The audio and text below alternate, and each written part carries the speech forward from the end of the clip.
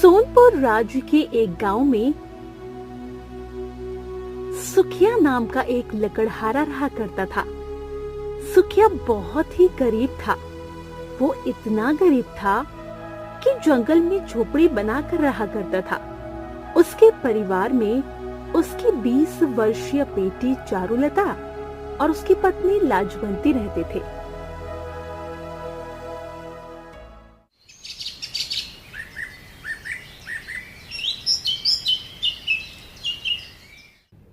एक दिन लाजवंती अपने पति सुखिया से बोली, हमारी बेटी 20 वर्ष की हो चुकी है। हमारी बेटी की सुंदरता की चर्चा आसपास के गांव में फैली हुई है। अब उसके हाथ पीले करने का समय आ गया है। तुम सही कहती हो लाजो। इसीलिए आज से मैं बहुत ज्यादा मेहनत करूंगा। अब से मैं जंगल में लकड़ियां ज्यादा काटूंगा। इतना बोलकर सुखिया अपनी कुल्हाड़ी लेकर जंगल की ओर निकल गया। लाजवंती अपनी बेटी चारुलता से बोली, बेटी, घर पर पानी खत्म हो गया है। तू जाकर मटकी से तालाब से पानी भर ला। अपनी माँ की बात सुनकर चारुलता मटकी लेकर सीधे तालाब की ओर चली गई।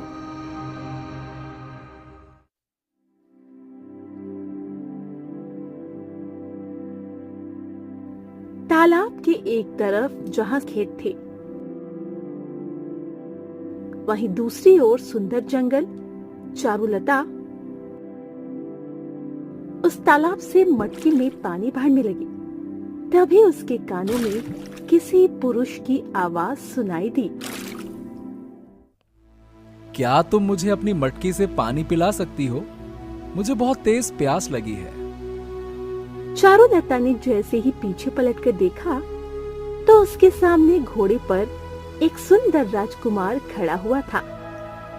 राजकुमार चारुलता को आंखें फाड़ फाड़ कर देखते हुए अपने मन में बोला, हाँ, इतनी सुंदर लड़की तो मैंने कभी अपने जीवन में नहीं देखी। तभी राजकुमार से चारुलता बोली, आप मुझे ऐसे क्यों देख रहे हैं? कुछ नहीं, बस यूं ही तुम्हारी सुंदरता ने हमारा मन मोह लिया है। मैंने तुमसे अधिक सुंदर स्त्री अपने जीवन में नहीं देखी। सुंदरता चेहरे पर नहीं बल्कि मन में होती है। इतना बोलकर चारुलता ने अपनी मटकी राजकुमार को पकड़ा दी। राजकुमार एक ही सांस में सारा पानी पी गया, मानो कि बरसों का प्यासा हो। चारुलता मटकी में पानी दोबारा भरकर अपने घर की झोपड़ी की ओर जाने लगी कि तभी राजकुमार की आवाज पीछे से उसके कानों में टकराई। तुम कहाँ रहती हो?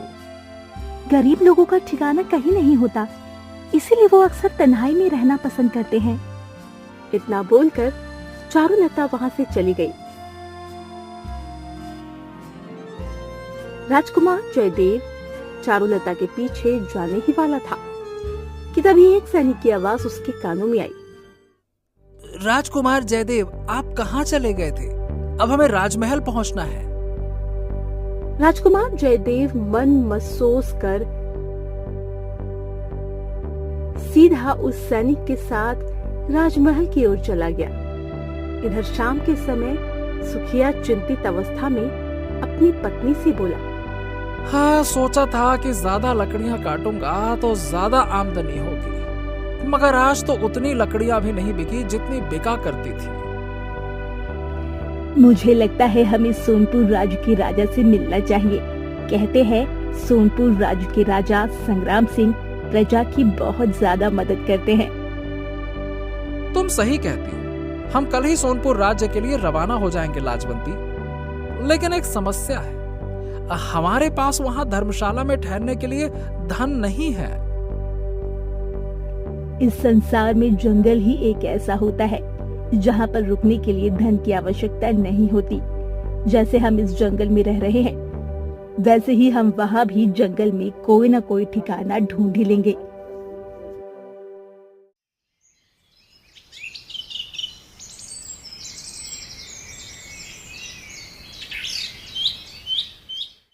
अगले दिन सुखिया अपने परिवार को लेकर सोनपुर राज्य के लिए रवाना हो गया।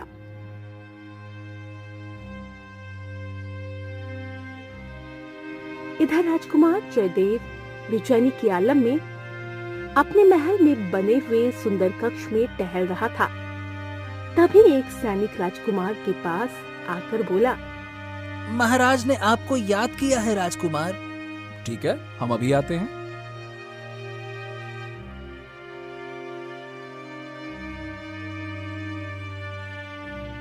कुछ देर बाद राजकुमार महल के उस कक्ष में चला गया जहाँ पर उसके पिता राजा संग्राम सिंह अपने राज्य के मंत्रियों के साथ बैठक किया करते थे। राजकुमार अपने पिता की ओर देखकर बोला, आपने मुझे याद किया पिताजी। तुमसे कितनी बार कहा है जयदेव कि जब हम अपने राजमहल के मंत्रियों के साथ बैठकर राज्य के बारे में चर्चा करें तो आप हमें पिताजी मत कहा करिए, बल्कि महाराज कहा करिए। जो नियम हमारी पीढ़ियों के जमाने से चला आ रहा है वो बदल नहीं सकते हैं, समझे आप? क्षमा कीजिए महाराज, मुझसे भूल हो गई। आपने मुझे क्यों बुलाया? मैंने सुना है कि कल तुम जब से यात्रा से लौटे हो तब से कुछ खोए खोए से हो। ऐसा नहीं है महाराज, आपको जरूर कोई गलतफहमी हुई है। तो फिर तुम्हें यह क्यों नहीं याद रहा कि आज की बैठक में तुम्हें भी शामिल होना था? मुझे सैनिक के जरिए तुम्हें बुलवाना पड़ा। मत भूलना राजकुमार कि तुम आने वाले कल के राजा हो। जब तुम ही नियम का पालन नहीं करोगे तो फिर आम नागरिक नियम का पालन क्यों करेगा? क्षमा कीजिए महाराज।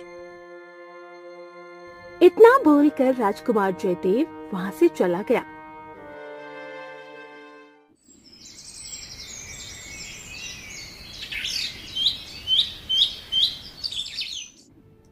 अगले दिन राजकुमार फिर से अपने घोड़े पर सवार होकर उसी तालाब के किनारे चला गया।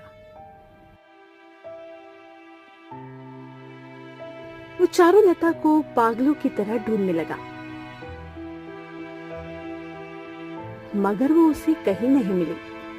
राजकुमार अपने आप से बोला, मुझे उस सुंदर कन्या से पहली ही नजर में प्रेम हो गया है। मैं उसके बगैर जीवित नहीं रह सकता। वो संसार के किसी भी कोने में क्यों ना हो, मैं अपने प्रेम को खोजकर ढूंढ निकालूंगा। इतना बोलकर राजकुमार अपने महल की ओर वापस चला गया। इधर सुखिया सोनपुर राज्य के सीमा से अलग हटकर एक जंगल में झोपड़ी बनाकर रहने लगा। वो अपनी पत्नी से बोला, लाजवंती, आज मैं महाराज संग्राम सिंह से मिलने जा रहा हूँ। ईश्वर से प्रार्थना करना कि वो हमारी सहायता कर दे। इतना बोलकर सुखिया सीधे राजमहल की ओर रवाना हो गया। कुछ ही देर में वो राजमहल के अंदर राजा संग्राम सिंह के सामने खड़ा हुआ था। कौन हो तुम? मैं एक गरीब लकड़हारा हूँ महाराज। मेरी एक पुत्री है जो कि बहुत सुंदर है, लेकिन मेरे पास इतना धन नहीं है कि मैं उसके हाथ पीले कर सकूं। महाराज, मैं यहाँ पर इसलिए आया हूँ ताकि आप मुझे कुछ धन दें, जिससे कि मैं अपनी पुत्री के हाथ पीले कर सकूं। मुझे प्रजा की सहायता करने में बहुत प्रसन्नता होती है, लेकिन मैं बगैर छानबीन के किसी की भी सहायता नहीं कर सकता, क्योंकि बहुत से लोग झूठ बोलकर मुझसे धन ले जाते हैं। पहले मैं इस मामले की छानबीन करूंगा। आप जैसी छानबीन करना चाहते हैं कर सकते हैं। मैं आपकी राज्य की सीमा से सटे हुए जंगल में झोपड़ी बनाकर रह रहा हूँ। मेरे पास इतना धन भी नहीं है कि मैं किसी धर्मशाला में ठहर सकूं महाराज। ठीक है, तुम जा सकते हो। हम कल ही अपने पुत्र राजकुमार जयदेव को कुछ सैनिकों के साथ तुम्हारी झोपड़ी में भेजेंगे, और तुमने जो कहा है अगर वो सत्य निकला तो हम तुम्हें इतना धन देंगे कि तुम्हारी 7 पीढ़ियां बैठकर खाएंगे, और अगर वो झूठ निकला तो हम तुम्हें सरेआम फांसी पर लटका देंगे। इतना कहकर सुखिया राजमहल से चला गया।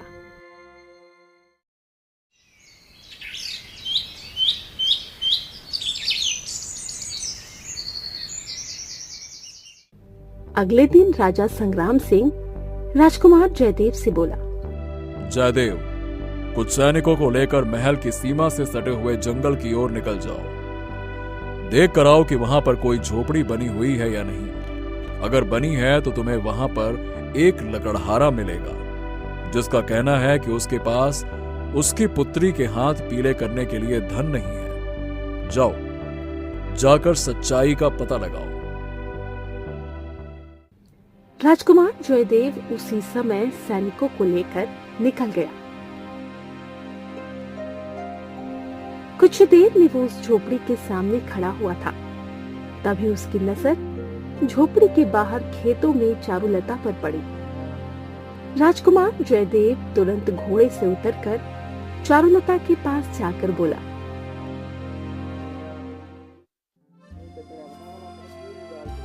मैंने तुम्हें कहां कहां नहीं ढूंढा। आप राजकुमार हैं, भला राजकुमार एक गरीब स्त्री को क्यों ढूंढेगा?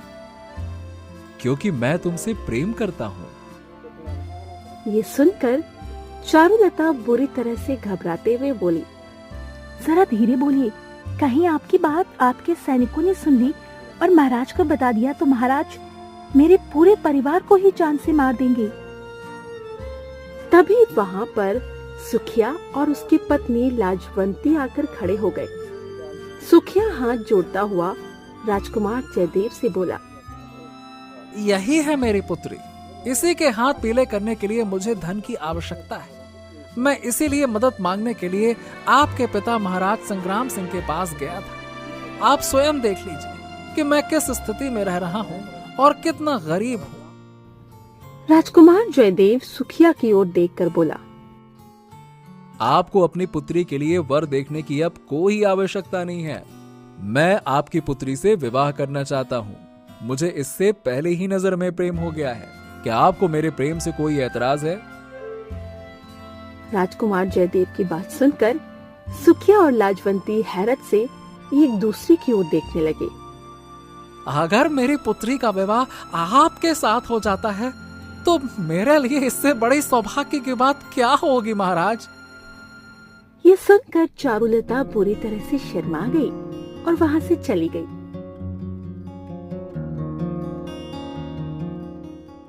मगर राजकुमार जयदेव नहीं जानता था कि उन सैनिकों में से एक सैनिक जो कि राजकुमार जयदेव के साथ हमेशा चलता था, राजा संग्राम सिंह ने जयदेव के ऊपर नजर रखने के लिए रखा हुआ था।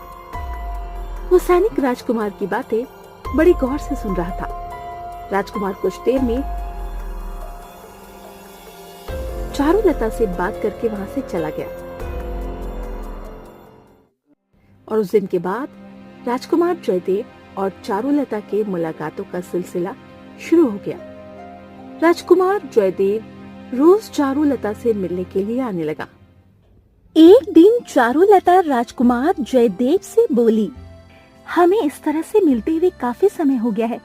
क्या आपको नहीं लगता कि आपको अपने पिता से हमारे विवाह की बात करनी चाहिए? तुम सही कहती हो चारुलता। मैं रोज पिताजी के सामने अपने विवाह की बात करने के लिए जाता हूँ, मगर न जाने क्यों मैं हिम्मत नहीं जुटा पाता। आपको अपने प्रेम पर भरोसा करना चाहिए। मैंने सुना है सच्चे प्रेमियों को कोई अलग नहीं कर सकता। मुझे विश्वास है अगर आपका और मेरा प्रेम सच्चा है और पवित्र है तो महाराज आपकी बात को जरूर मानेंगे। मैं कल ही पिताजी से विवाह की बात करूंगा।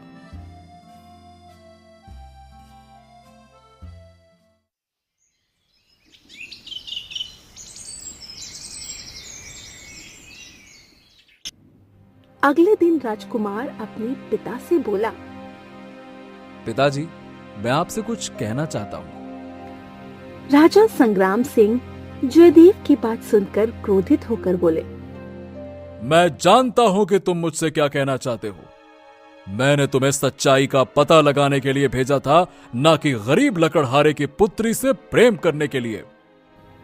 राजकुमार जयदेव बुरी तरह से चौंकता हुआ बोला, पिताजी, आपको कैसे पता चला कि मैं उस लकड़हारे की पुत्री चारुलता से प्रेम करता हूं? तुम्हें क्या लगता है जो सैनिक तुम्हारे साथ चलते हैं वो मुझे कुछ नहीं बताते? उन्हीं सैनिकों में मेरा एक जासूस सैनिक भी है जिसे मैं तुम पर नजर रखने के लिए रखता हूं। ये सुनकर राजकुमार जयदेव क्रोधित होता हुआ अपने पिता से बोला, पिताजी, मैं आपका पुत्र हूँ और होने वाला राजा हूँ। आपने मेरे पीछे एक शत्रु की तरह एक जासूस लगा रखा है। बकवास मत करो। तुम्हारी हिम्मत कैसे हुई एक गरीब की पुत्री से प्रेम करने की? तुम्हें इसकी सजा मिलेगी और साथ ही साथ उस लकड़हारे की पुत्री को भी इसकी सजा मिलेगी। इतना बोलकर राजा ने क्रोधित होकर अपने सैनिकों से कहा, राजकुमार जयदेव को गिरफ्तार कर लो। एक सैनिक बड़ी हिम्मत करके राजा संग्राम सिंह से बोला, महाराज, राजकुमार जयदेव आपके पुत्र हैं, इस राज्य के होने वाले राजा। राजा का पुत्र हो या पुत्री, कोई भी इस राज्य के कानून से ऊपर नहीं है। गिरफ्तार कर लो इन्हें और उस लकड़हारे की बेटी को भी गिरफ्तार करके ले आओ और इन दोनों को कारागार में डाल दो। सैनिक ने राजकुमार जयदेव को गिरफ्तार करके कारागार में डाल दिया। कुछ ही देर में एक सैनिकों की टुकड़ी सुखिया की झोपड़ी में पहुंच गई। सैनिकों को देखकर सुखदेव पूरी तरह से चौंकता हुआ बोला, क्या क्या हुआ? आप मेरी झोपड़ी में ये क्या तलाश कर रहे हैं? तुम्हारी पुत्री चारुलता कहाँ है? वो बाहर खेतों में है। लगता है राजकुमार जयदेव का इंतजार कर रही होगी। उसे हम राजकुमार जयदेव के पास ही ले जाने के लिए आए हैं। अब बस अंतर इतना है कि राजमहल में नहीं बल्कि राजमहल के कारागार में। इतना बोलकर वो सैनिक बाहर निकल गए और राजकुमारी चारुलता को गिरफ्तार करके सीधे राजकुमार जयदेव के साथ कारागार में डाल दिया। सुखिया तुरंत राजा के पास पहुंचकर बोला, महाराज, ऐसा अन्याय मत कीजिए। राजकुमार जयदेव और मेरी पुत्री एक दूसरे से प्रेम करते हैं। अगर आपको उनके प्रेम से ऐतराज है तो उन्हें कारागार में नहीं डालिए। मैं अपनी पुत्री को इस राज्य से बहुत दूर ले जाऊंगा। तुम्हें सोचना चाहिए था लकड़हारे कि तुम एक लकड़हारे हो और राजकुमार जयदेव आने वाले कल के महाराज। तुमने सोच भी कैसे लिया कि तुम्हारी पुत्री का विवाह राजकुमार जयदेव से हो जाएगा? मुझसे बहुत बड़ी भूल हो गई महाराज। मुझे और मेरी बेटी को क्षमा कर दीजिए और राजकुमार जयदेव को भी क्षमा कर दीजिए। राजकुमार जयदेव को तो हम कुछ दिन कारागार में बंद रखने के बाद छोड़ देंगे, लेकिन तुम्हारी पुत्री को सरेआम फांसी पर लटका देंगे ताकि कोई और गरीब की पुत्री राज्य के राजकुमार के साथ विवाह करने का सपना ना देखे। महाराज, गलती मेरी है। मेरी बेटी का कोई दोष नहीं है। मुझे ही उस समय राजकुमार जयदेव से मना कर देना चाहिए था। इसके बदले आप मेरे प्राण ले लीजिए, लेकिन मेरी पुत्री को छोड़ दीजिए, नहीं तो मेरी पत्नी जीते जी मर जाएगी महाराज। राजा बहुत गहरी सोच में सुखिया को गौर से देखता हुआ बोला, एक शर्त है, मैं तुम्हारी पुत्री की जान बचा सकता हूं। तुम्हें यहां से कुछ दूर एक जंगल में जाना होगा जहां पर एक गुफा बनी हुई है। उस गुफा में एक बहुत बड़े सिद्ध पुरुष रहते हैं। कहते हैं कि उस सिद्ध पुरुष के पास एक ऐसी तलवार है जो किसी राजा के पास आ जाए तो उस राजा को कोई नहीं हरा सकता, मगर वो इतनी आसानी से तलवार किसी को देते नहीं। मैं किसी भी तरह से वो तलवार आपके सामने ले आऊंगा महाराज। और अगर तुम ऐसा करने में असफल हो गए तो मैं तुम्हें मृत्यु दंड दे दूंगा। जाओ, अब तुम जा सकते हो। सुखिया उसी समय उस जंगल की ओर निकल गया।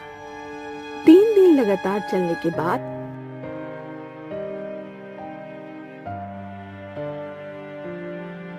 वो उस गुफा के पास पहुंच गया। कुछ देर बाद वो गुफा के अंदर चला गया, जहां पर सिद्ध पुरुष बैठे हुए थे। कौन हो तुम? सुखिया सारी घटना सिद्ध पुरुष को बताते हुए बोला, मुझे ये तलवार दे दीजिए। सिद्ध पुरुष मुस्कुराते हुए सुखिया की ओर देखकर बोले, उस सिद्ध पुरुष खरगोश ने कहा कि उस राजा को ये तो पता है कि ये तलवार जिस भी राजा के पास आती है तो उसे कोई पराजय नहीं कर सकता, मगर उसे ये नहीं पता कि जो भी राजा इस तलवार को पकड़ता है कुछ समय बाद उसकी मृत्यु हो जाती है। क्या अब भी ये तलवार तुम राजा को देना चाहते हो? सुखिया एक बहुत ही अच्छा इंसान था। वो सोचते हुए बोला, नहीं, सुखिया ने कहा, नहीं, जो तलवार राजा को मार दे मुझे ऐसी तलवार नहीं भले चाहिए। ही राजा संग्राम सिंह मेरे और मेरी बेटी के प्राण क्यों न ले ले, मगर मैं राजा के प्राण बिल्कुल नहीं चाहता, क्योंकि उनके ऊपर पूरे राज्य की जिम्मेदारी है। इतना बोलकर सुखिया वहां से राजमहल की ओर चला गया। सुखिया को खाली हाथ देखकर राजा क्रोधित होते हुए बोला, तुम्हारे हाथ में मुझे वो तलवार नहीं दिख रही, कहाँ है वो तलवार? सुखिया राजा को कुछ बताने ही वाला था, तभी राजा क्रोधित होते हुए बोला, अब तुम्हें बोलने का कोई मौका नहीं दिया जाएगा लकड़हारे, सीधा मृत्युदंड दिया जाएगा। सैनिकों, इसे फांसी पर चढ़ा दो।